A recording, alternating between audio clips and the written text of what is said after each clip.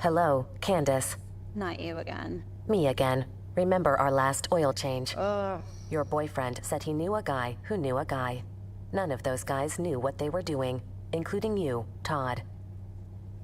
Silence your oil change anxiety at Valvoline Instant Oil Change, where you can watch our experts change your oil right from your car. Thanks for coming in. And finish in about 15 minutes. Valvoline. Service you can see, experts you can trust. This episode of Tap and Step is presented by Cover Zero Analytics, the leaders in next-level football data. Cover Zero delivers predictive matchup previews, classification-based grading, and customized analysis to football coaches who want more than the same old breakdown of tendencies. With Cover Zero, football coaches now have a tool that can measure all aspects of their team's performance. Cover Zero is built entirely around smarter data analysis, helping thousands of coaches find winning edges that don't always appear in film study. If you're a football coach looking for an extra advantage, Cover Zero invites you to join the hundreds of premier programs that have taken their scouting intel to the next level. Ready to see how the best teams win? Start with Cover Zero Analytics. Find out more at coverzeroanalytics.com. That's coverzeroanalytics.com. But it's probably more pronounced on us white boys. Yeah, Mayo boys. The Mayo boys are back.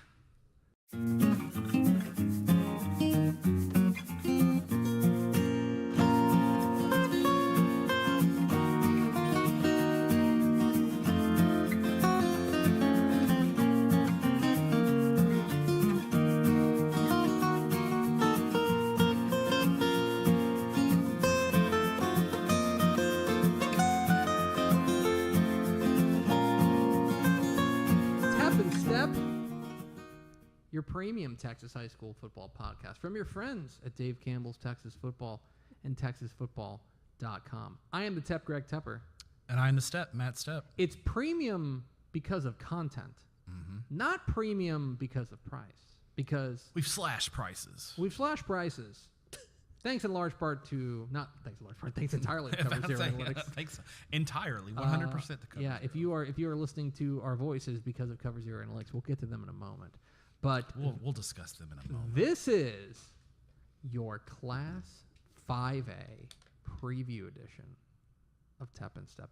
It's getting serious now. Oh, yeah. Because when we do, I think when we started this and we did the 2A and 1A preview, football season was still kind of far away. Because it was July. Yeah. We just got back from coaching. We were still in our coaching school era, you know. And it was tough.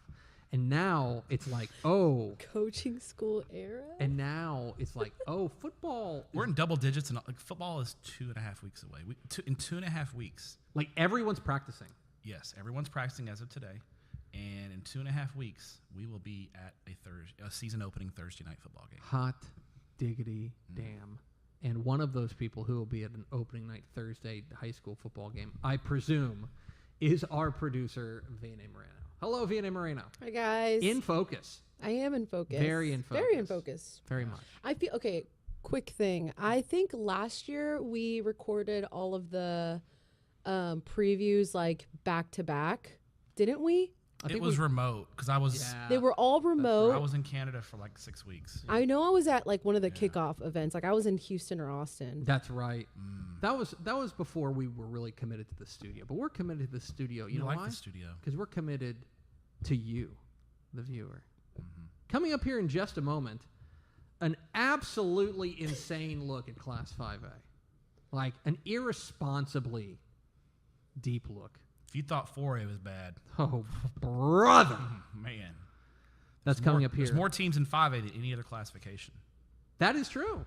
I'm a journalist. I'm a journalist. What a weird fact. But that's why you listen to Tep and Step for junk like that. Speaking of which, but first, Matthew, we will start as we always do with your Texas high school football fun fact of the week, presented by Cover Zero. Finger guns.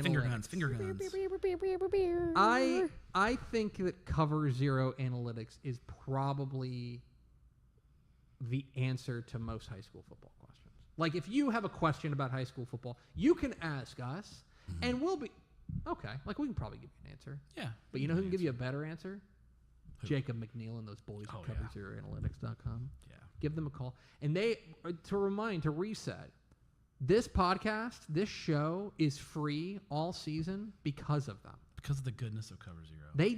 They went and they said, you know what? More people need Tep and Stepp. Now, that's a question of their judgment.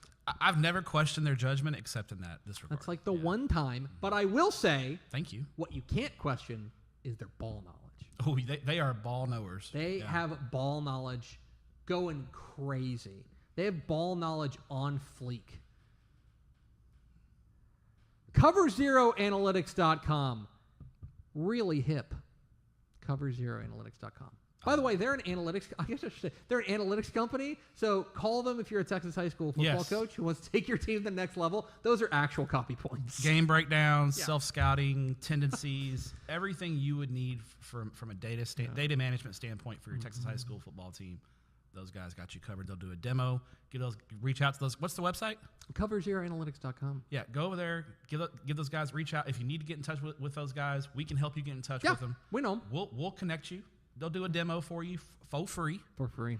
And they will show you. And I'm also confident in them that if you see the demo, you're gonna be like, this is great stuff. We're gonna need this. Yeah. We're gonna need this. CoverZeroAnalytics.com. Their conversion rate's got to be like upper 90s. Right. Got to be crazy. Yeah. Anyway, your Texas high school football fun fact of the week, Matthew. There are 4 Texas high school football programs that have moved up in classification, so division or classification. Okay. In each of the last 2 realignments. So they moved up in 2024, and they moved up again in 2026. There's only 4. How many can you name of those 4? Can you name at least one? This is a really good question. This is tough. Well, call the people at Cover Zero Analytics. That's not true, but it's a better. So we're talking about, it's got to be somebody in a fast-growing. Is San Antonio Piper one? San Antonio Piper is one. Let's go. They went 5A Division 2 in 2023. Yeah. Then in 2024 realignment, they moved up to 5A Division 1, and now they're in Class 6A. Okay. Got any others? You are. I will tell you this. That is the right flavor of program if you're picking up what I'm putting. Yeah. I'm picking it up. Is Georgetown Eastview one? It is not. No. Okay. Georgetown Eastview is not one. Okay. Let's give one more guess here. Newer school. How about Lake Belton? It is not Lake Belton. No. Okay. That's up the other 3 teams that have moved up. Killeen Chaparral moved from 5A, did the same thing, 5A D2 up to 6A. Leander Rouse went from 5A D2 up to 6A. And then the only one to go that is still in 5A now, and we'll probably talk about them a little bit, the Pioneers of Alvin, Iowa Colony. Started as a 4A D1 program. Right. They were 4A for 2. Yep. Moved up to 5A D2, and now they're moving up to 5A D1. Okay. So there it is. I got one right. You got one right. That's a count. So, for those of you keeping score, that is a Stepp dub. There it is, your Texas high school football fun fact of the week. Now, Stepp, let's talk 5A. Let's talk 5A, and we'll start. Let's talk about the Everman Bulldogs. Okay, let's go. Let's go depth chart. Yeah, let's break it down. Let's okay, start left tackle. Let's start boundary safety. Okay. Okay. All right. Let's start with 5A Division 2. In 5A Division 2, I think the headline here is probably the more things change, the more they stay the same. I don't think that this was a realignment like wood chipper type situation in 582. There were some substantive changes. Sure. Some of which were just like going back to, and I don't want to say fixing things that they did in the last alignment, but certainly some of the regional choices they made in the 2024 realignment got rectified, in my opinion. Got rectified. Got put back into where they normally are. I think the biggest example of this is District 8, 5A Division 2. That is a Central Texas district. They were aligned in Region 3 last time. I think they're a much better geographic fit being in Region 2, kind of bumping up against the Southern DFW team, Johnson and Ellis County teams. Just didn't make a lot of sense to have P&G and Huntsville and those guys in Region 2 last time. So I think that got corrected. And now P&G is back in District 10. The biggest thing in Region 3 to me is that you added a Houston district. So now you basically have 3 Houston/Southeast Texas centric districts in Region 3, whereas last realignment you only had 2. Here's the other thing that I would posit to you, Matthew. Is 5A Division II a classification without a clear favorite? So we have South Oak Cliff number 1 in the magazine. And lot to like about South Oak Cliff, not the least of which is they have played in 5 consecutive state championship games. Yeah. And they have won 3 of them. Okay? Also, I think this is a South Oak Cliff team that doesn't bring back a ton, but they're not without questions. They're not without questions. Yeah. I think, but I obviously, also don't know that there's some other team that I look at that I go, that's the team. That's the one that's going to go. yeah, I don't think there's a team like that. I think you give the nod to South Oak Cliff just out of they've played in 5 straight state championship games, and if there's not a clear, to me, if there's not a team that is clearly on paper better than them, you default to the champs, and you default to the team that's dominated this classification division the past 5 years. So they're not without questions, but I think they take the number 1 spot because there's not an obvious team to bump them off. Exactly right. I think that they get it in a lot of ways by virtue of the program they've built and the pedigree that they have. And also because for every question we have about South Oak Cliff, and there are a few, we'll talk about them. There are some. For every question we have about them, I think we have a question for pretty much every other team. Correct. And that's probably where I'm like. Yep, Okay. yep. Let's start in Region 1. In Region 1, West Texas, but largely DFW, right? Yeah, half and half. About half and half here. And the power nexus in Region 1 is, in my opinion, pretty clearly DFW. And specifically, I would make the argument like north of 635, north of 121. Like My eyes go right to District 4. Yes. I think that is a loaded district. I mean, Anna may have the best offensive line in the state this year. 3 Division I players in the offensive line. They're going to be really good. San Diego State commit Jules Carter. They're at running back. Zephyr Cry at quarterback. The young talent Cormond Houston. They're loaded. Anna is going to be really good. You've got Panther Creek moving up from 4A. Been a very strong 4A program. You've got Salina moving up from 4A. And regardless of all the bad things that happen in Salina off the field, when it comes to football and on the field, I don't bet against Salina, even though they have a new coach. But and they're going to be young, but it's Salina. They're going to be in the mix.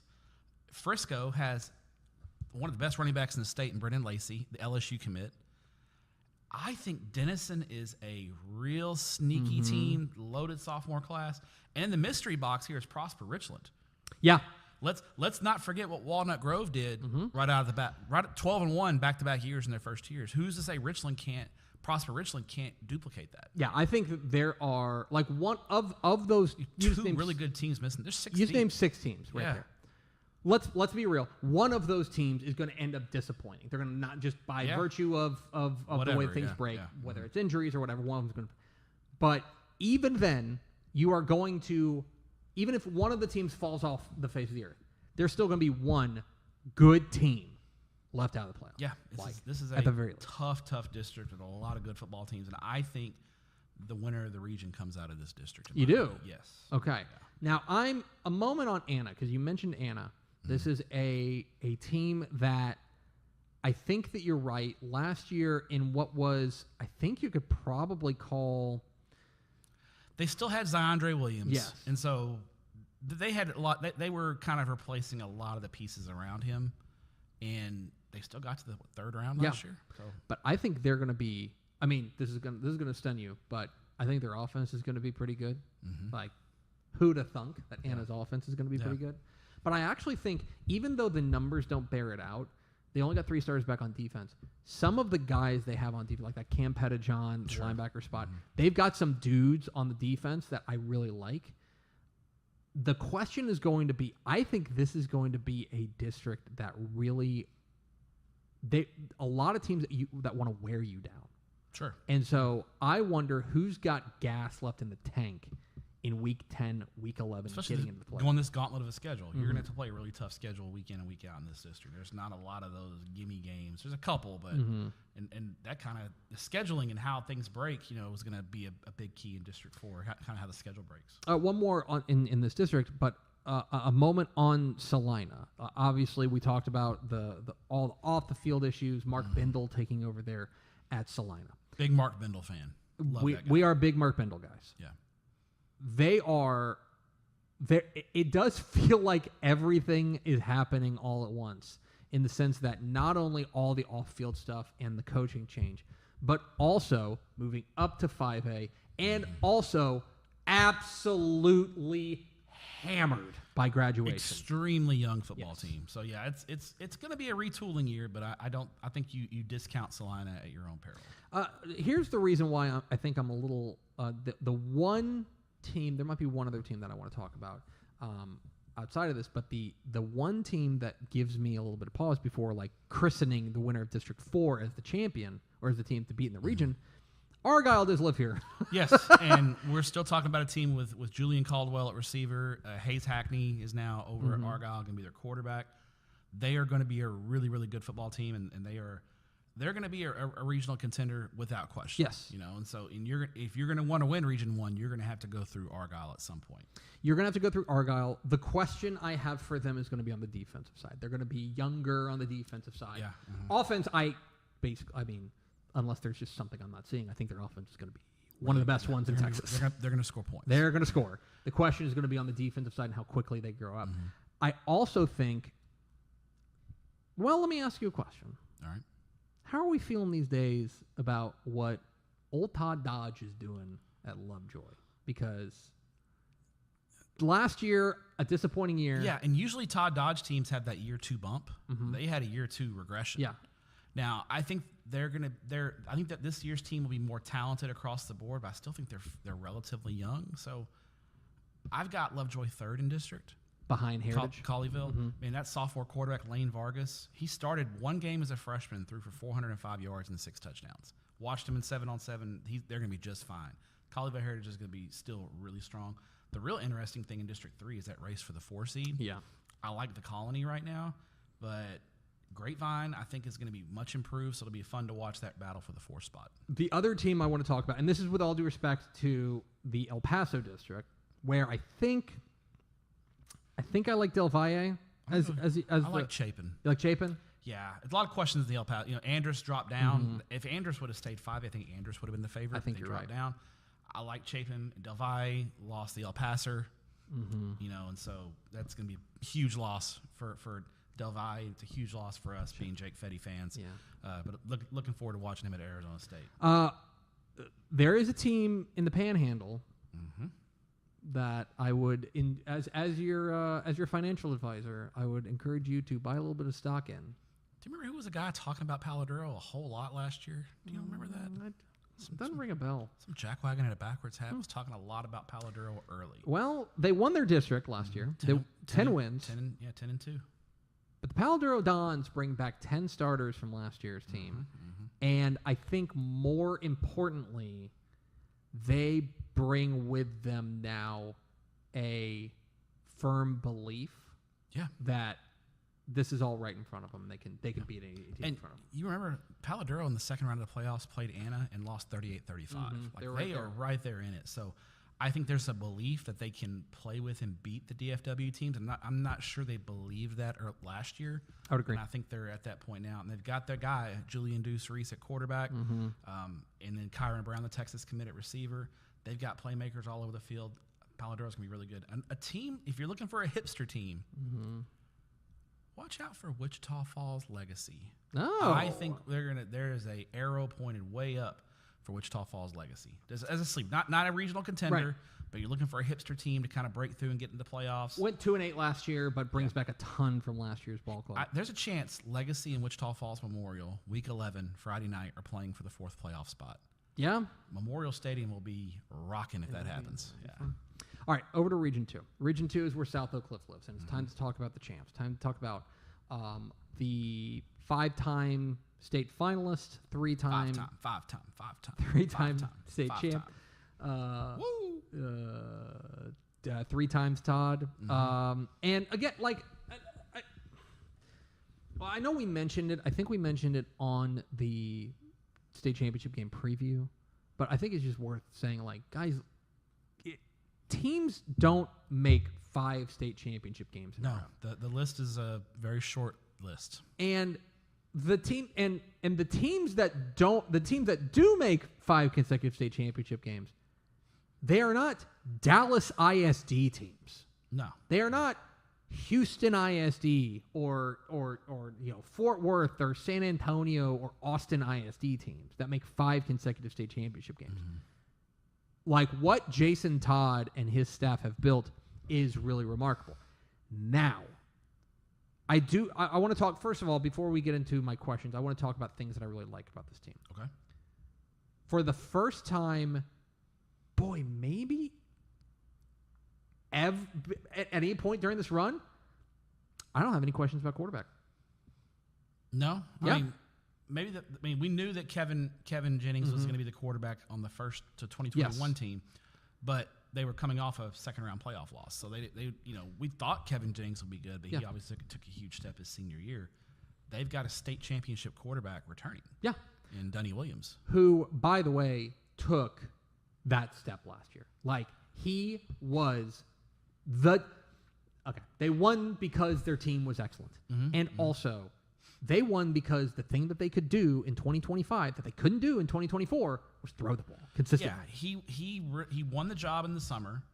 It was a competition, and I remember watching. There was a throw in the state 7-on-7 tournament against Willis that he made on they were down 5. They had a 3rd and 15, and he made an opposite hash throw to convert a first down. And I was like, that's a throw that they haven't been able to make since Kevin Jennings was quarterback.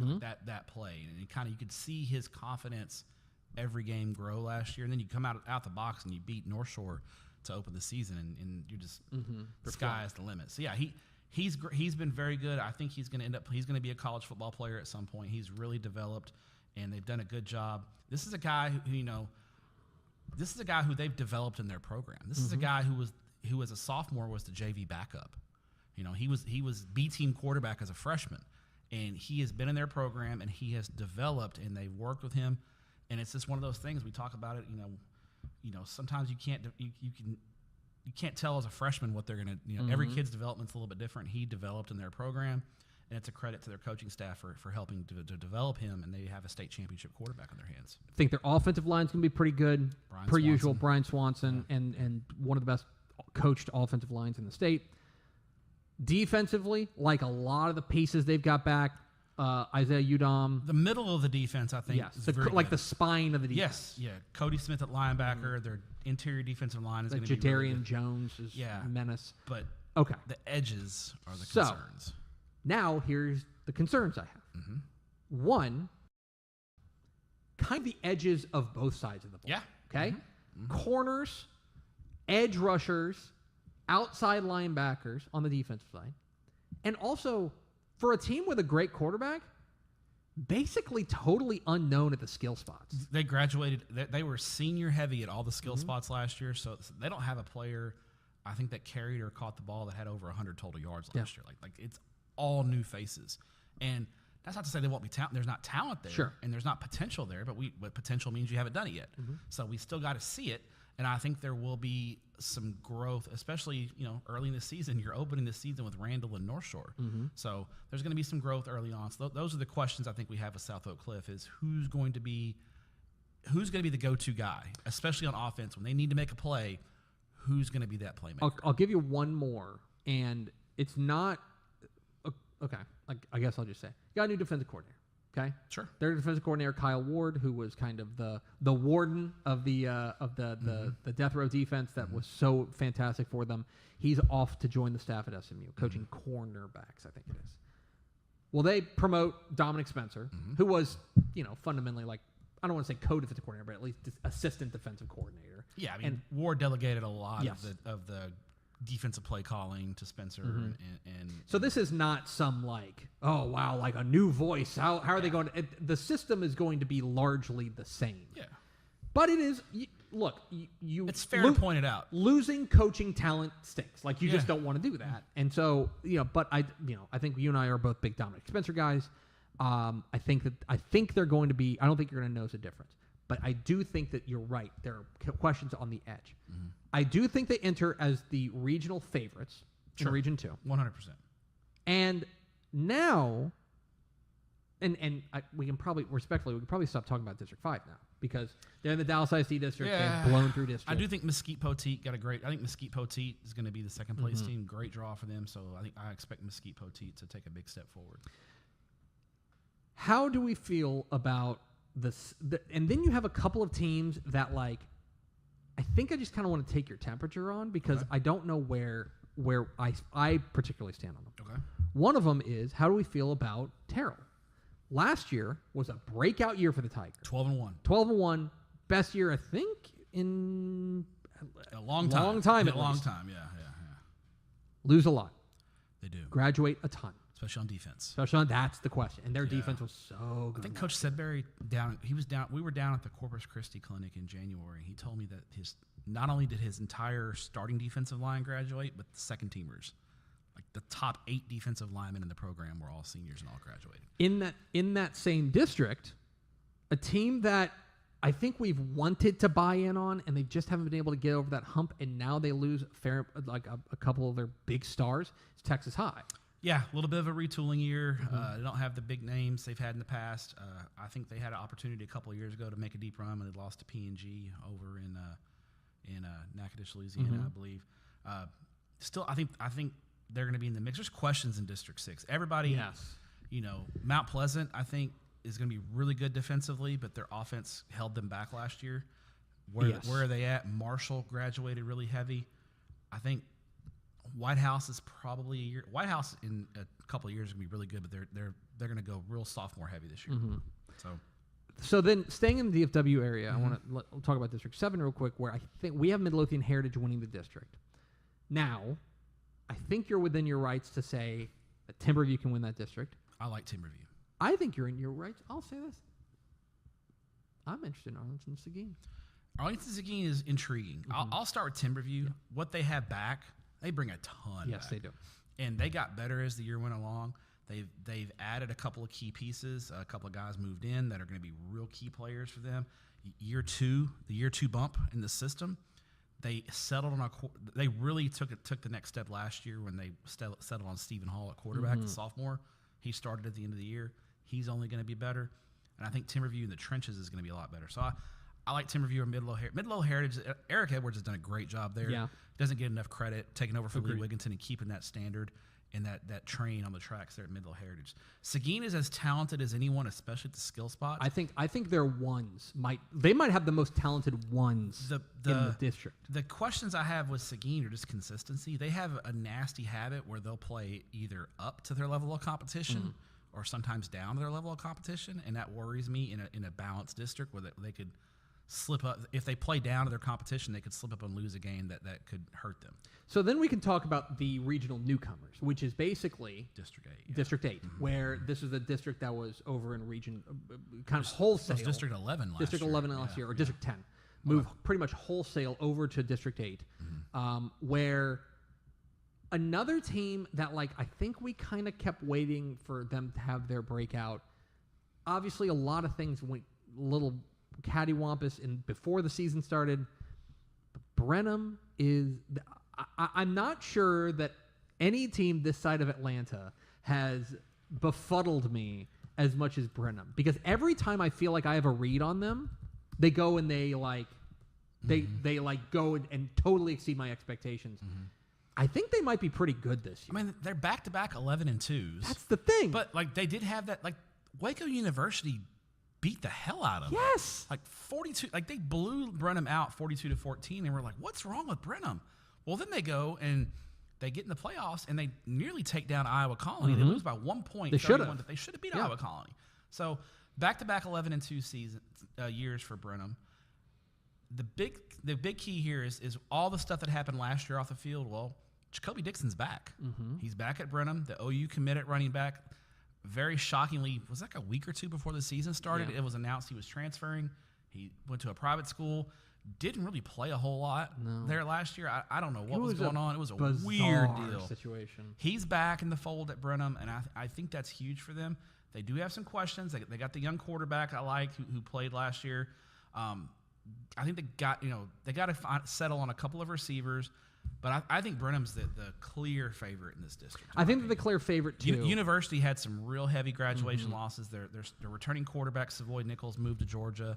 A lot of questions there at Waco University. I'll tell you the team that I like in District 8, outside of Brenham, obviously, is Ellison.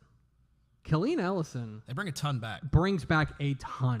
8 starters on the defensive side. In a district that I think they're going to be able to contend in and week out. Like I think we have them second in the magazine. Yeah. I might give the edge to University for the 2 seed, but I think Ellison's a playoff team. I think Belton's a big question too. New head coach Josh Mann coming over from Leander Rouse, coming over to Belton. Belton's always kind of lurking there. So a good 4-team district, 4 solid 4-team. I think Rudder and Waco High are struggling right now. I would agree. They're struggling. Over to Region 3. We're flipping over to this different side of the bracket. We'll talk about where it's kind of, again, this is kind of what we talk about, where it's like a return to form of like what this region usually looks like. This is a Southeast Texas region. Now, it did have a little bit of a change, and we'll talk about that when we talk about the Victoria teams. But Port Neches Grove's back in Region 3. I got to be honest. I look up and down Region 3, and I have questions about this PNG team. I think they graduate like the offensive line, defensive lines. They've got to replace a good amount on the up front. They're actually more skill heavy this year. Which is strange. Yeah. And like all of the ways that PNG has won in the Jeff Joseph era, which is just being nasty up front and mashing you, they have some questions. They're inexperienced there. And also, I look up and down Region 3, and I'm like, who's beating them? Yeah, Region 3's got, I think the 2 chief challengers are Fort Bend Crawford and Bastrop. It's got some lottery tickets, you know what I mean? Yeah, but I agree. I think PNG comes in this, and I'm like, I just don't see anyone that I trust to take PNG down. Crawford's been very good. They've obviously got Alvin Mosley, still a relatively young program.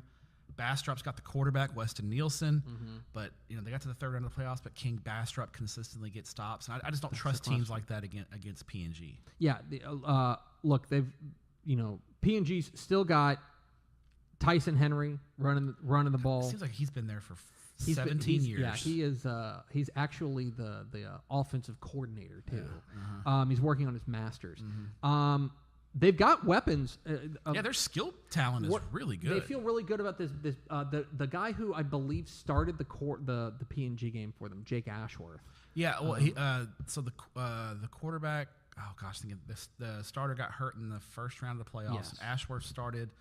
I think he started the Ennis game, and he started the third round game, and then he started the South Oak Cliff game. So he was a sophomore. Probably wasn't ready, especially against South Oak Cliff. He looked like a sophomore in his second varsity start, but now he's got that experience playing in those big games. And I think they're going to. I mean, and the other thing is that like any questions that we have on the defensive side for PNG, and there are a few. Like they defensive line's got to be rebuilt. I like you just play the Jeff. You hit the Jeff Joseph. Yeah, button. you trust that they're going to put out. They're going to find a way to field a defense. Yeah, you hit the Jeff Joseph button. Okay. Within their own district, though, I think that they're pretty clear favorites. Texas City is a team that I'm interested in, as maybe a second place team. Yeah, I think it's pretty wide open though. Yeah. Texas City's got questions. I think Dayton could be in the mix. Jerry Prieto Jr. back, a 4-year starter at quarterback.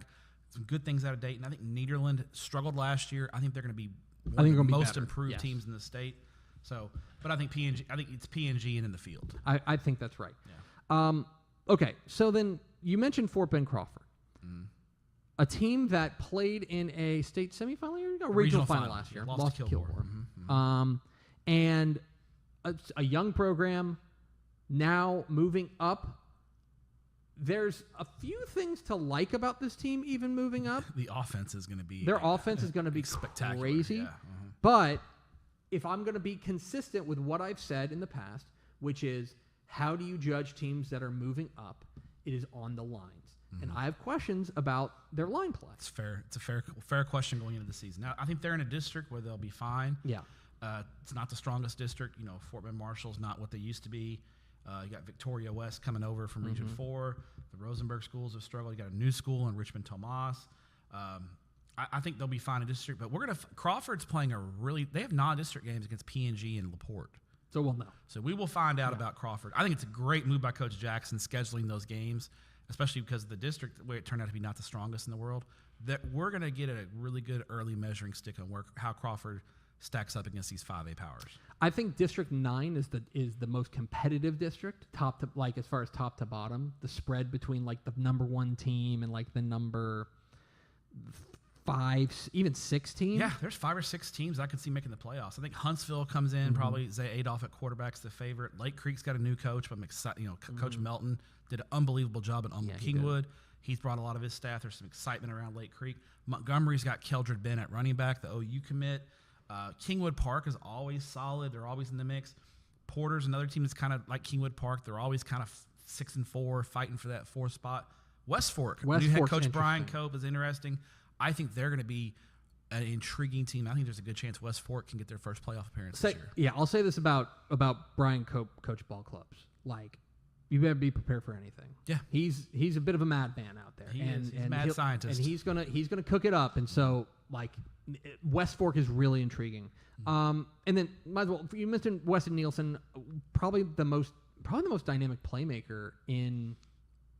Other than Alvin Mosley. Mosley. I'd say Nielsen at court, pure passer. He's unbelievable. Bastrup's a huge favorite in District 12. District 12 is Huge not. favorite. Pflugerville graduated really heavy. Coach Charles Taylor did a great job, but his son Cole Taylor graduates. I think Pflugerville's got questions. But the question for Bastrop, as you said, is going to be, can they make stops? Because, I mean, you go back to even like when they played, who they got beat by Randall? Randall, yeah. When 83. Landon Williams-Callis, how much, what did they give up? 83. Yeah, they gave up 80. In a regional semifinal. I was at that game, and Landon Williams-Callis had 300 in the first half. I took it personally. Yeah.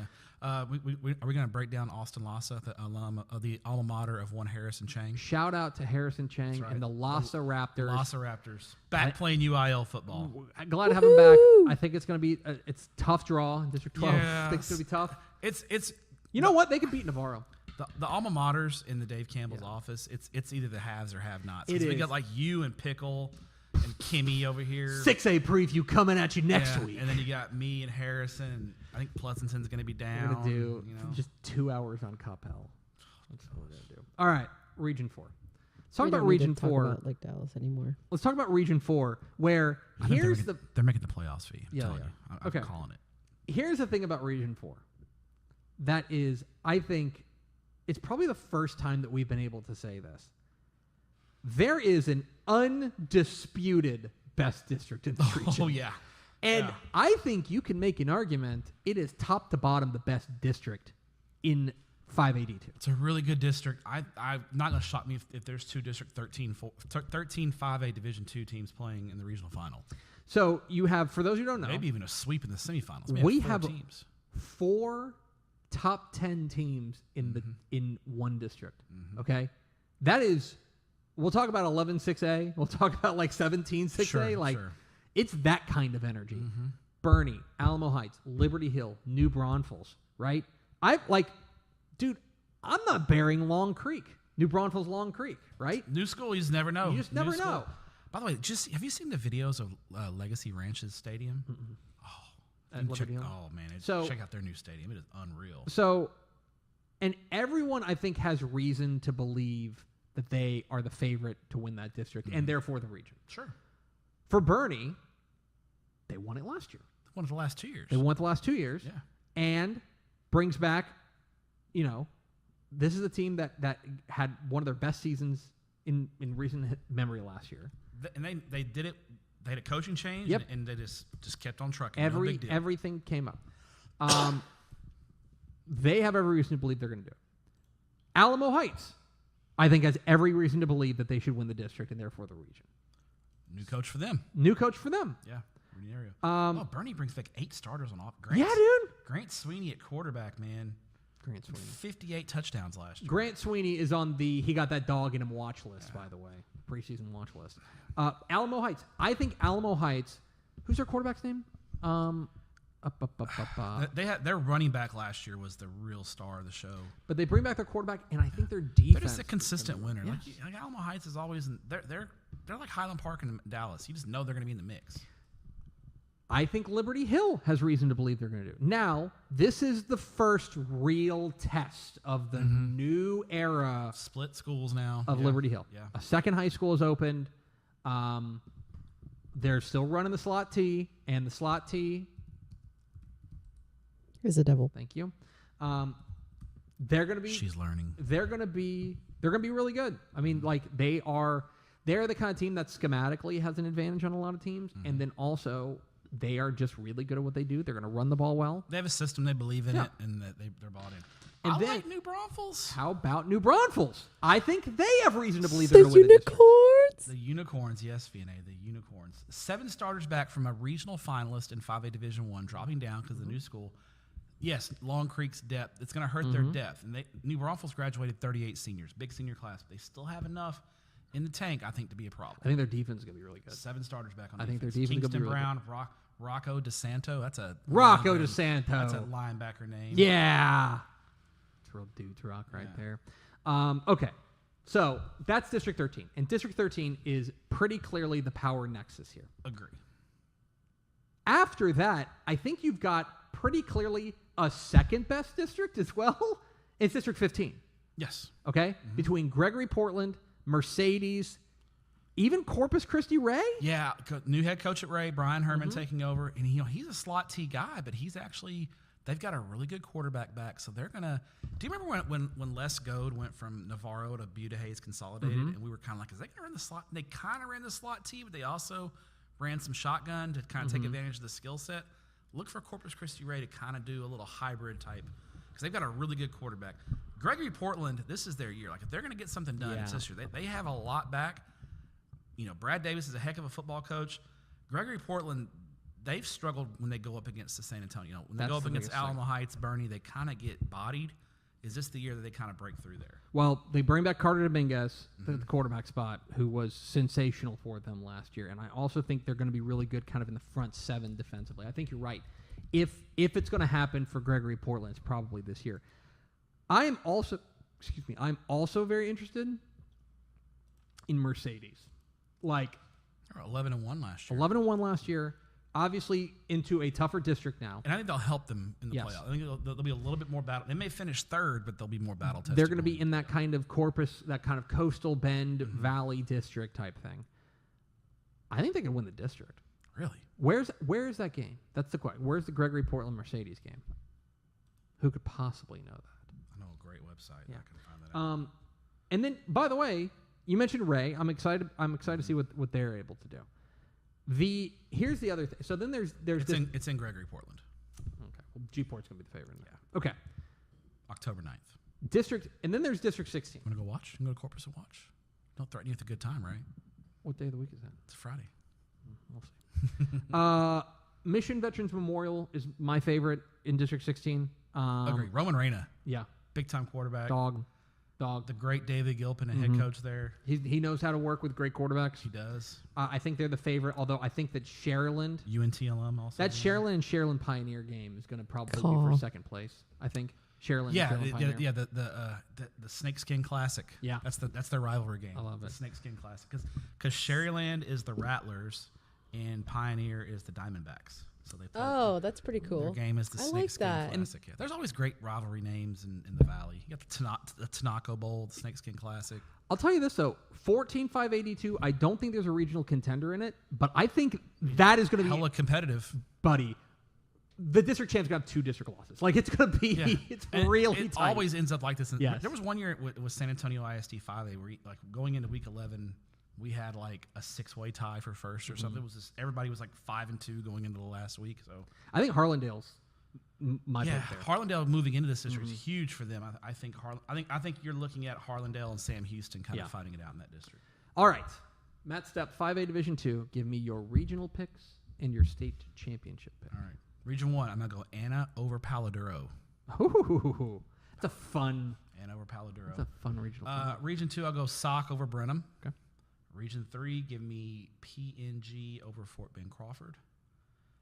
Region Region 4, I'm going to take, in a little bit of an upset, give me New Braunfels over Bernie. Wow. Give me the Unicorns. Wow. State championship, we're going to get Sock and P&G again. Oh, really? They're going to get Sock and P&G, and I'll take Sock.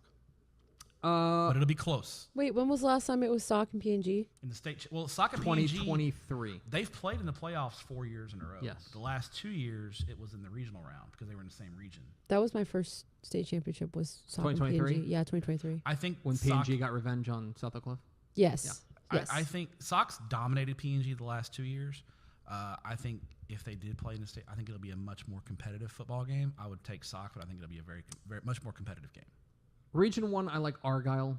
Okay. I think that as long as that defense comes along, that offense is going to be lethal. Region 2, I like South Oak Cliff. Region 3, I like P&G. Going out on some limbs. Yeah, and in Region 4, I like Bernie. Like, it's very chalky. Chalk. This is very chalky Tepper.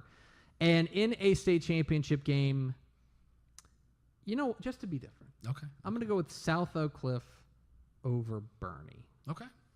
Bernie bring a great crowd. They brought a good crowd when they played China Spring that year. So yeah. That'll be a fun state championship. Stepp, who did you have winning in yours? I had Sock over P&G. Okay. Okay, on to 5A Division 1 in this very brief podcast. 5A Division 1, Brief. where for all the talk we had in 5A Division 2 about how, realignment, not a couple things changed here and there and stuff like that. 5A Division 1 is the facelift classification. Yes. Okay? It is ball up everything you know about 5A Division 1 and throw it away and start again. It's all changed. Because of who is here and who is not here. We'll talk about a team that has been a looming kind of beast in 5AD1 for a long time. That is gone. The Aledo Bearcats up to 6A. We'll talk about them in the 6A preview next week. Stay tuned. You've also got teams that are moving up into here, including Richmond Randall, the 2024 5A Division 2 state champion and 5A Division 2 state runner-up. Yeah. Right? You add in Iowa Colony coming with them. Yeah. Iowa Colony's got to be like, we'll talk about that. Yeah. in 3, but goodness gracious. Okay? Okay. You add in Melissa. State semifinalists. Lancaster dropping down into 5AD1, right? Cedar Hill dropping Cedar down. Hill dropping down. Yeah. I would even throw in the Medina Valley dropping down. That's a team that I've got my eye on. And we haven't even mentioned some of the teams that are already here, including the 2-time defending 5A Division 1 state champion, the Smithson Valley Rangers. Yeah. They're going to be really good. They are. They're going to be outstanding. They got a Texas committed quarterback. Did I miss anything? Did I? Let's see. For Friendship's dropping from You're 6A. right. Friendship is dropping. Yeah, yeah. And let's see. Yeah. I think also. DeSoto's dropping down. What? The DeSoto Eagles, if Is you that didn't know, 3 out of the last 4 6A Division 2 state championships? 3 out of the last 4 6A Division 2 state championships. They are dropping down to 5A Division 1. Now, if you didn't know, and this is cool, hey, we're all getting caught back up on high school football. Yeah. DeSoto could have been 5A in the last alignment. Yes. And one of the real questions going into the 2024 alignment was, are they going to opt up? And for those who are like, why would you ever opt up? You got to think of travel. You've got to think of all of the things that, yes, we think about playing football, but they also have to think about playing volleyball and playing basketball and all of those things. So they opted up in 5A in 2024 and made it to a regional final and made it to won a state championship in those 2 years. Playing with 5A numbers at 6A. Okay? Now they say, you know what? Why don't we dip down into 5A, 5AD1? And the team that was the most dynamic team, at least I think the most dynamic team in the state last year, in DeSoto. Perhaps the most exciting team in the state last year.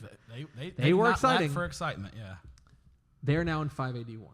And I don't think I'm going out here on a limb when I say they are instantly instantly, at worst, one of the teams to beat for the state championship. At absolute worst. They've won 3 out of the 4 6A state championships in Division II, and they bring back the straw that stirs the drink in Surratt Baker. Like, they're going to be – Surratt Baker is one of the, if not maybe the most unstoppable player in the state. Just look at what he did in the playoffs last year for reference. So they are not without questions. We will talk about that whenever we get to Region 2. They are not without questions. But make no mistake. They're the favorite. They are the favorite. Start the year number 1 at 581, and I think that's for a reason. Let's swing over to Region 1. We'll start with Region 1. And Region 1, for all now, it's kind of like with Alito gone, who's left. I think a lot of it feels a lot like Gunner leaving 3A Division 2 Region 2, where it's like, oh, like the team that's kicked everybody's butt is gone. Like the team of record is gone. Who's left? That is disrespectful in a lot of ways to what Denton Ryan has done, right? Yeah, I mean, Denton Ryan was the regional champ in 2024. So it's a little different than Gunner leaving, because in 3A Division 2, I don't think we have any idea, because there's been no one that has seized the mantle before. Denton Ryan has seized the mantle and done some good things. And I think that they are, in my estimation, the clear favorite in Region 1. Yeah, I will be shocked if anyone other than Denton Ryan is in the state semifinals. I know Shane Tollison hates to hear that. It's a long season, but on paper. Well, now, and here's the thing. I think the comp I would make would be kind of similar to what we were talking with Pleasant Grove, which is coaching change. Now, it's a guy taking over who is intimately familiar with this program. Shane Tollison, who's, the way that I would frame it is Mama's calling, and he came home. You know what I mean? And he's bringing a pretty good player with him in Caden Tollison. Bringing a pretty good player with him. Linebacker, North Texas commit. They could have been even more dangerous if an eligibility hearing had gone a different way. But quarterback Colton Nussmeyer was ruled ineligible for transferring from Marcus to Ryan. He's now moved. Is it official he's playing in Louisiana? It kind of something we had suspected for a while.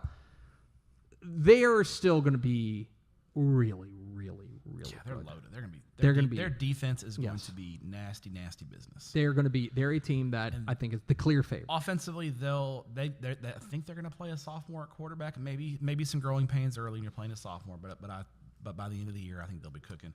I think they're also just the clear favorite. It's a gulf. District 3, now the fun part about District 3 is going to be who's kind of after that. I think Chisholm Trail probably gets the edge there. I think Denton folks are really excited about Denton High. I think this could be their best team in several years. Azle and Sherman have former Seth Parr assistants at head coach.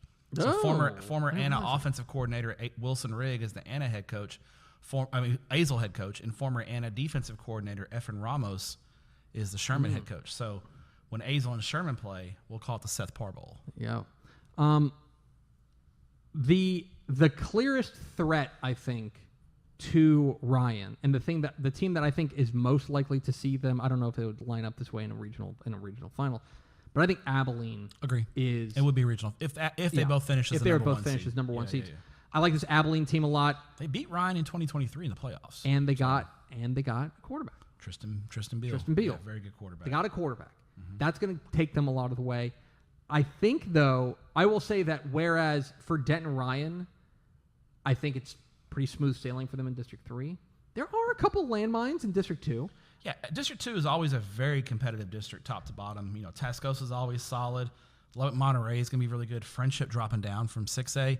I've heard good things about Friendship Memorial. New school, kind of a mystery box. What are they going to be like? And then Amarillo High. Amarillo High's good defense. District. Really good district. Amarillo High's defense is going to be pretty darn good. District 4 is kind of that Fort Worth white settlement district. The power in that district is concentrated on the west side of Fort Worth with Brewer and Arlington Heights. Now, Arlington Heights, Coach Curtis James did not get enough credit.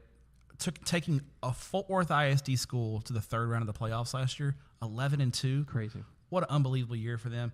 They graduated some really key. They've got a couple of Division I guys, and their running back transferred to a private school in the offseason. So I think Heights still has enough to be the number 2 seed. I like Brewer for that 1 seed. I think Brewer gets the 1 seed here. After Heights and Brewer, I think it's going to be just a battle royale. probably Odie Wyatt is a 3, but it's going to be really interesting to see how the rest of that race plays out. And I think it's kind of the same thing in District 1, the El Paso district. You know, El Dorado had kind of run the district the last 2 years. Well, they lose Ryan Estrada at running back, went to Minnesota. They lose Jadarius Sanders, went to New Mexico State. They have their quarterback back, but they lose a lot around him. I wonder if America's takes the mantle as the team to beat in District 1. Over to Region 2, and this is where we find DeSoto.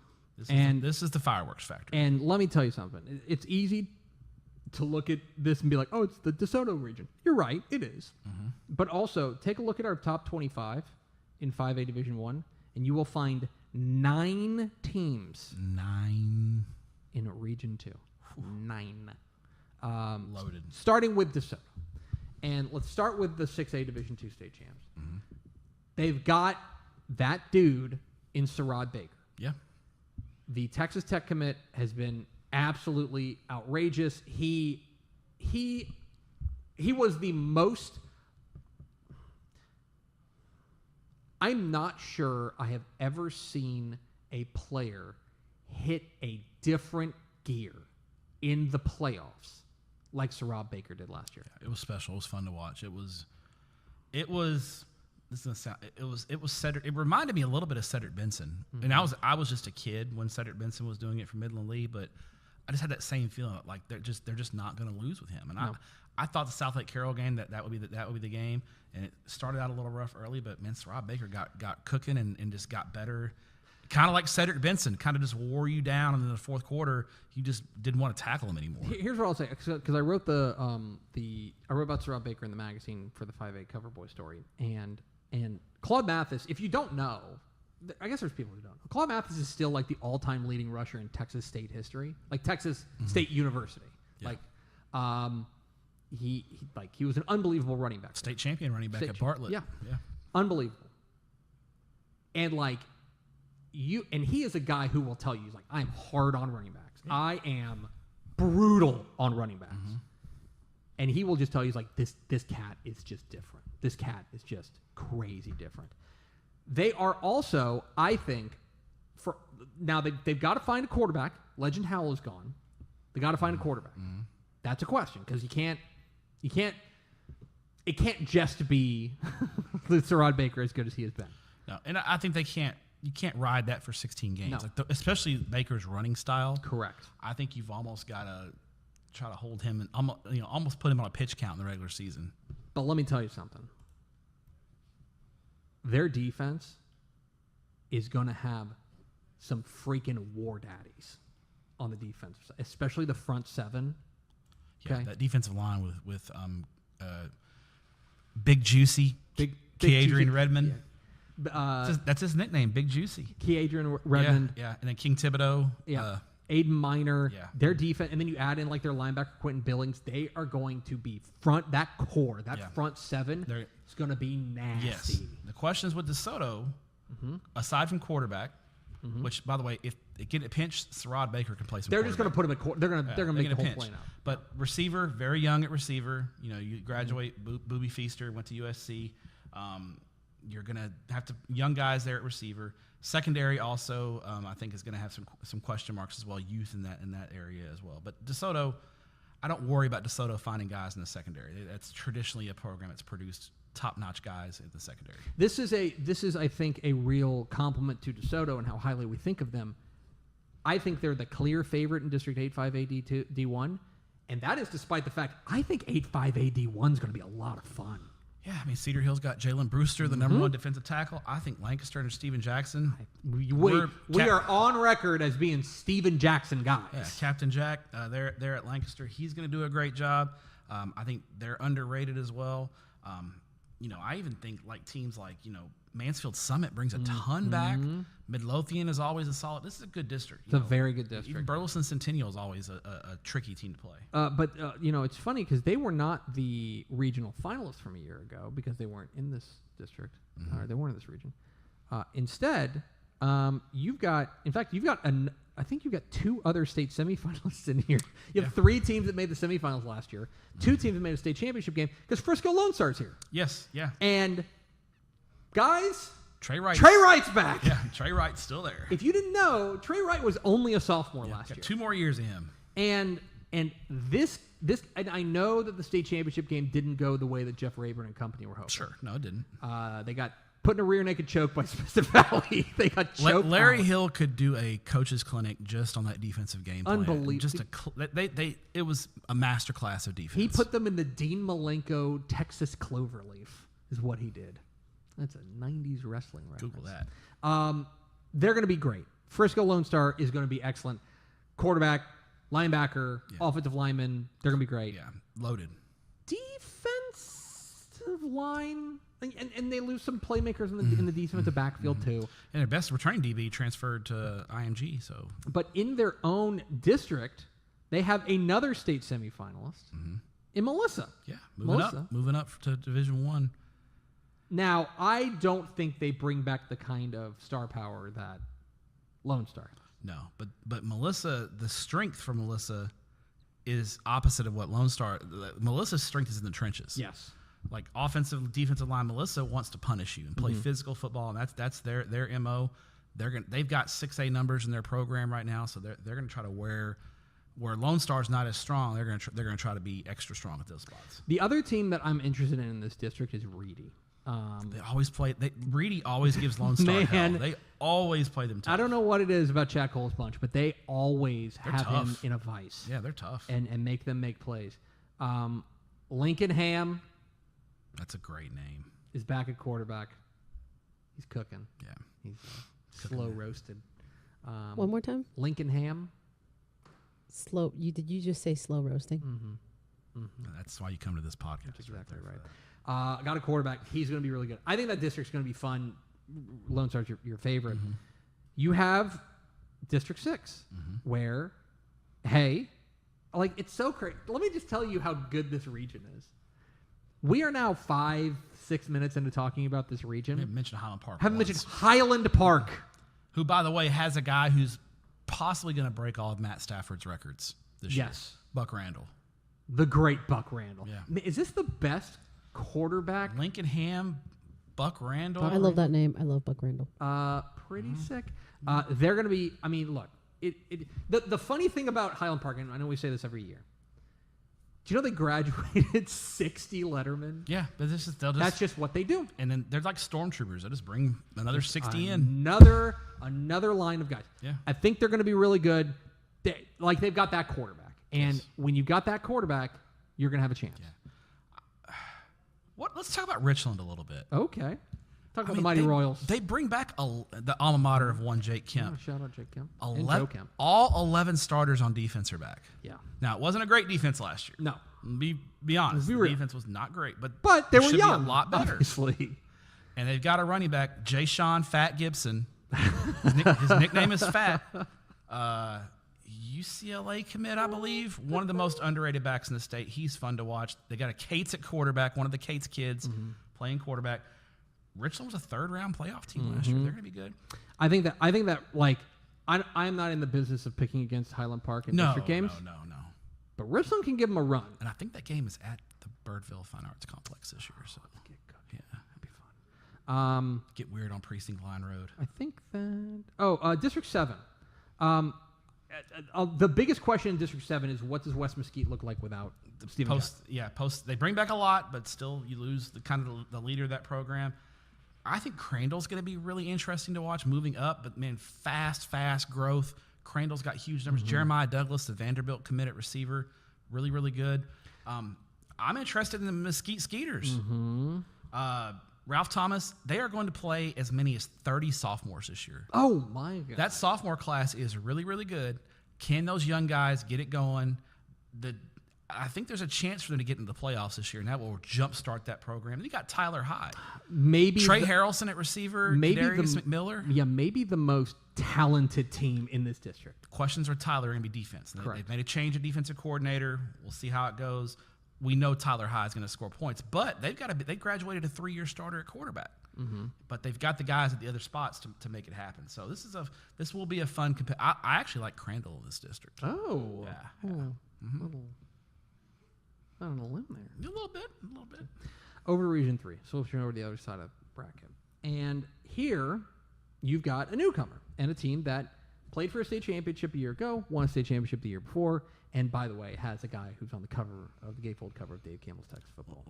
London? No, it's Landon. Oh, Landon.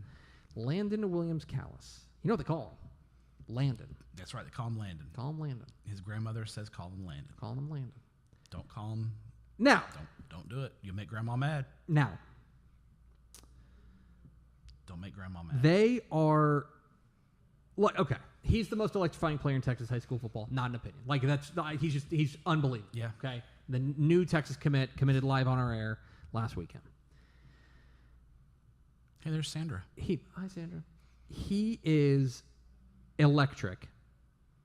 He can't do it alone. And I think what you saw in that state championship game a year ago, and again, a ton of credit to South Oak Cliff, but what South Oak Cliff said was, we're not going to let you beat us. Like, we're going to make other people beat us. And plain and simple, They couldn't.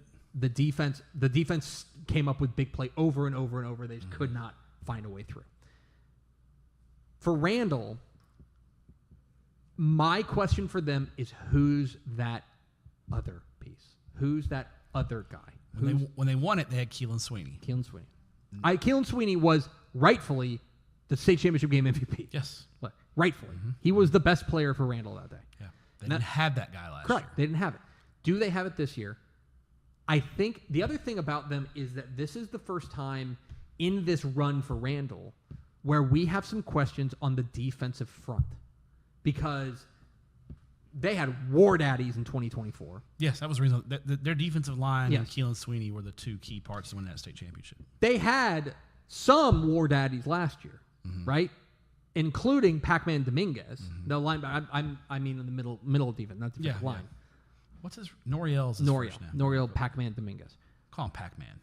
That's a great nickname too. They are. 5A loaded with great nicknames. What do they have in the front seven? That's a question that I think for them. Especially at line. Yeah, I think the defensive line will be better than last year. Got Cam Hypolite's back, but I think they got to replace Dominguez. The key for Randall, we talked to Brian Randall at coaching school about this. He thinks this is going to be the best offensive line that he's had. Yes.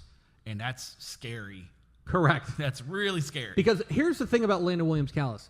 He doesn't need a Go elite back and watch offensive line. some of those highlights from last year. He was, all due respect to his offensive line, they weren't helping a ton at times last year. And Landon was still doing work. So this region, let me tell you, I think this, as good as Region 2 is, I think Region 3 is not far behind. No. It is. And it starts, District 9, I think, District is 9. a fireworks factory. So District 9, let's talk about them. LaPorte, tons of playmakers, including Sean Simon. One of the best junior running. Yes. I mean, Region 3, between Landon Williams Callis and Sean Simon in the running back room. Whew. Port Arthur Memorial. State semifinalist, and had Smithson Valley on the ropes early in that football game. LaPorte and Port Arthur Memorial is going to be fun. And then, by the way, how do we feel about the Panthers of Lufkin? A lot of questions. I think there's some young talent there. Yes. But this district goes deeper than that, Tepper. I look at it, and both Beaumont schools, United and Westbrook, bring a ton back. The Baytown school, Baytown Sterling. Baytown's on the come up. Baytown Sterling brings a ton back. Goose Creek Memorial. You look at Goose Creek Memorial, and you're like, oh, they were 4-6 last year. Well, they were playing North Shore, C.E. King, Summer Creek, and Atascocita. They're dropping down from 6A. They bring back 16 starters. This is a good district top to bottom. District 10 is part of the reason why there is such chaos in 5A Division 1, which is it's a Houston ISD district. And they get their own district in 5A D1. Yeah, a lot of opt-ups. Several teams dropping down from 6A, which means Houston ISD and 6A won't have their own district. I think this is put the card. No regional contenders. No. I like Madison in the district, but I think Westbury is right there. I think it's a two-horse race. Madison and Westbury have separated themselves from the field.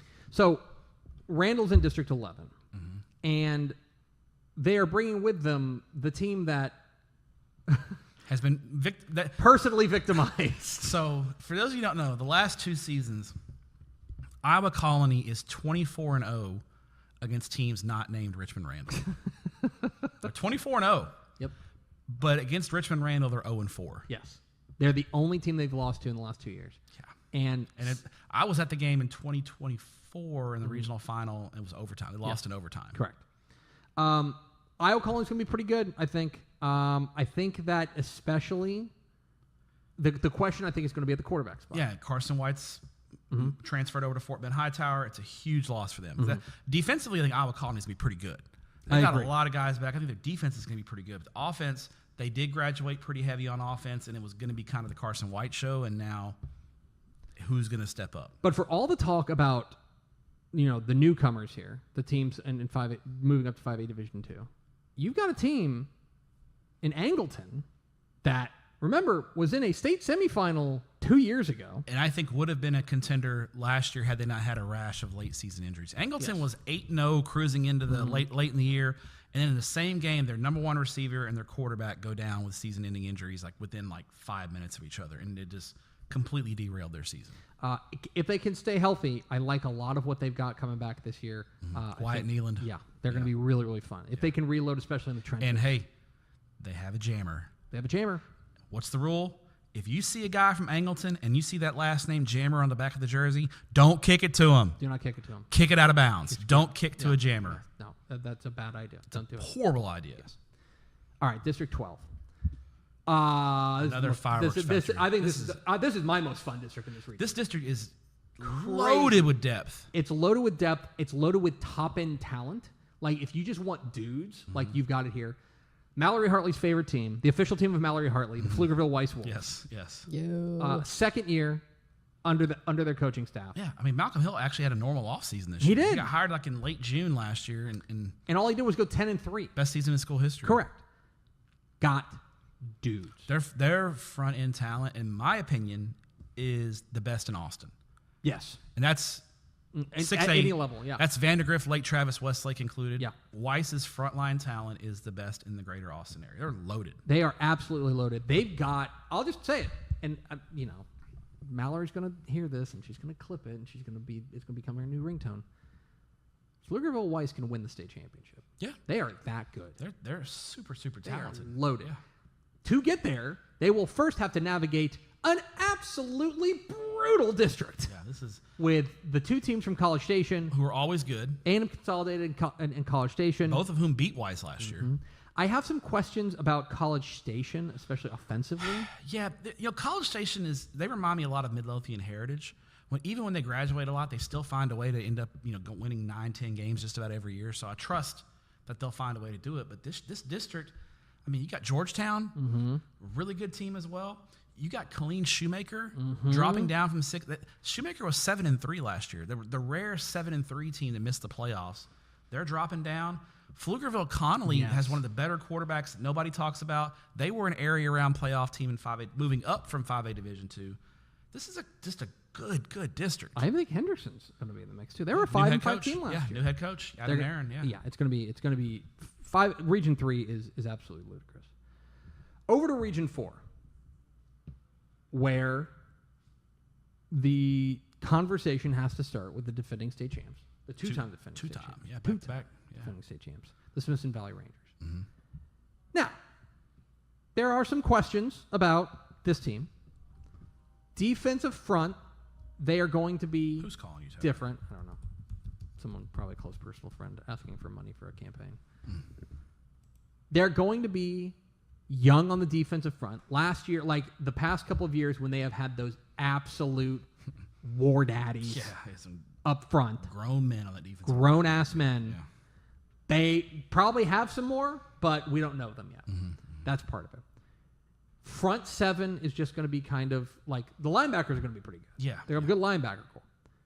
But the one thing they've got entering this season that they haven't had really is a known commodity at quarterback. Yeah, a true quarterback. A true quarterback. Yeah. Cade Spradling, the GOAT. Yeah. Shout out his jerseys in the Raptors here too. Cade Spradling, an all-time dog. He was a linebacker. Yes. Masquerading as a very functional quarterback, but he has the soul of a linebacker. He does, absolutely. Or Ty Knutson is a Texas commit. He's a dealer. He's a legit QB. He's back there wheeling and dealing at quarterback. They're going to be, and so what's so funny is that I think they're just going to look different because of their personnel. Yeah, they're just going to look very different. All that said, I think even though they look different, I got to be honest. I think they are head and shoulders the clear favorite in Region 4. Yeah, they're the team to beat, 100%. Now, this district, I think the biggest challenge may come from their own district. I agree. Bernie Champion has a sophomore quarterback that Greg Powers and Hudson Standish have been telling me about. And I can't think of his name now. I'm pulling it up. Keep talking. But I think Bernie Champion, great bounce back here. I think they're gonna be really good. The power in this region, I think, still lies in 13 because I think Austin Anderson is kind of sneaky good as well. I think so too. I think Austin Anderson is going to be good. The quarterback you're looking for is Julian Navarrete. No, it's the sophomore. Oh, the sophomore. The young kid, yeah. They have a sophomore quarterback. Ryder Flugans. Yep, there it is. Ryder Flugans. Yeah, I think District 13, you're right. I think Anderson's kind of a sleeper here in that district. But Donald Hatcher's done a great job. I think Seguin, with new head coach Gary Gutierrez, his son, Jackson Gutierrez, comes over from San Antonio J. That's a big addition for Seguin. I think Seguin's going to be in the mix as well. That was an under-the-radar coaching change. He did a heck of a job Unbelievable job at Jay. And then to move over to Seguin was, I think, caught some people by surprise. You know who's a big San Antonio J fan? Mike Roach. We went to a third-round playoff game, and they had a mariachi band playing at halftime, and Roach just was like, this is my jam right here. Yes. Okay, all right. VNA is also on board with San Antonio. Yeah. And when we get to District 14. Speaking of which, let's talk about District 14. What a segue. What a pro broadcaster. I think they are the second best team in that district. I like Medina Valley, but questions with Medina Valley. Yes. Because the new school is opening up. Creekview opened up. How does Medina Valley keep that same depth and that same ability? They are dropping down, but the San Antonio Creekview has opened up. It's pulling a lot of Medina Valley's depth and talent. How will that look? District 15 is fascinating to me because you've got 3 teams at the very top. The 3 Corpus schools. In Flower Bluff, Vets, and Carroll that I think are going to be – I think those are going to be 3 tight ball games between those 3 that will ultimately determine the district. That battle for 4th is really interesting. Yeah, I think Harlingen South and Westaco East will be in a true battle royale for that last playoff spot. And then finally, District 16. I don't think there is a contender from the Valley. The big hole here is that when PSJ North moved up to 6A, so it's left a kind of a void in 5A Division 1. Whereas in the past years, they've had a state semifinals. They had Brownsville Vets. I kind of like McAllen Memorial in District 16, but I think I do too. I think it's kind of wide open. Watch out for McAllen Rowe making a big push forward this year. Jamar Taylor, year 2, former Texas A&M wide receiver Jamar Taylor. Could see McAllen Rowe making a big push, but I like Memorial in that. Can I offer you one sleeper in Region 4? Not necessarily for to win the region, but to play to Thanksgiving, which is the way I determine a sleeper. Keep an eye on Laredo Nixon. Okay. I'm buying in on the Mustangs. 4th year under Benjamin Cabello. Hunter Salinas, their quarterback. Remember the name Hunter Salinas. Okay. All right, there you go. That's why you come here for this. Matt Stepp, that's 5A Division 1. Give me your regional finalists and your state champion. Region 1, I like Denton Ryan over Abilene. Gasp. Region 2, give me DeSoto over Lone Star. Also gasp. In what might be one of the most fun regional finals ever. Region 3, give me... There's about 5 or 6 choices here. Give me Randall over LaPorte. Okay. Region 4, I'm going to take Smithson Valley over Bernie Champion. Okay. State championship, I'm going to go maybe the best state championship running back matchup ever. DeSoto over Richmond Randall. Oh my Sarad Baker, Landon Williams Callis in their final Texas high school football game ever. Oh. The storylines dripping. What a narrative. What? Oh, Wow. Hey, journalists, you're welcome. I've just given you your narrative. Now we just have 16 weeks of football to go before that. All right. Region 1, I like Denton Ryan. Okay. Region 2, I like DeSoto. I thought you were going to do it. I'm thinking about Lone Star. I mean, they did play for a state championship last year. Trey Wright exists. Trey Wright exists. That's a quote. Trey Wright exists.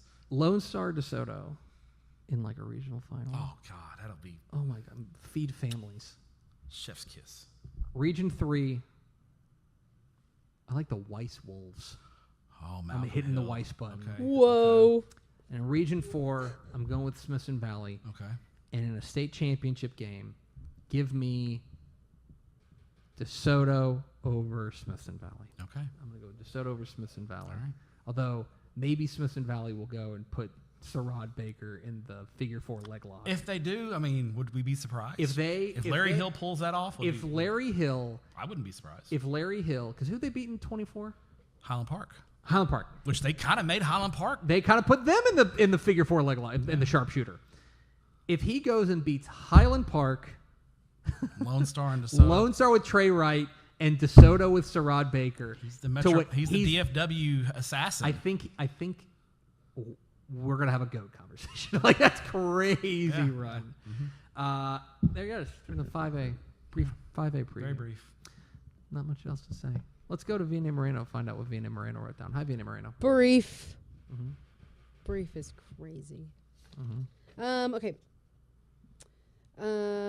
You hit the Jeff Joseph button. I hit the Jeff Joseph on the defense. Anytime you have doubts about PNG, hit the Jeff Joseph button. He's a mad scientist. I don't know who that was. Oh, Brian Cope. Brian Cope, Brian Cope, the new coach at West Fork. They're going to do some wild stuff. There was a Harrison shout out. Yeah, Harrison. Shout out to Harrison. Stepp said, yes, Vina, the unicorns. Yes. Rocco DeSanto. Yeah. Rocco DeSanto. Hey. Snakeskin Classic. I don't know why I wrote that down. Oh, yeah. Pioneer in Sherryland. Yeah. Yes. Yeah. And then, of course, Lincoln Ham. Lincoln Ham. Slow roasted. Let's go. Lincoln Ham. And finally, I wrote down, I don't know why I wrote this. This is a names podcast, I guess, today. This is a very names, names. yeah. Buck a Randall, lot of names. 5A's got great names. Yeah, it does. Even a lot of nicknames. Like, I know we've been saying it a lot, but like Sarad Baker is a great name. It's a great name. Buck Randall. Randall. So good. Fat Gibson. Rocco DeSanto. Who was the guy, the DeSoto defensive lineman? Big Juicy. Big Juicy. Big Juicy. What a silly podcast this is. And we've got a 6A preview on deck Y'all for were you fun next today. week. Oh. Thank you. That is going to do it for us. Thanks for spending part of your day with us. Thanks to Vianney Moreno for putting up with us. Stepp, thanks for your courage. We'll talk to you next week for the 6A preview on Tepp and Stepp. Bye.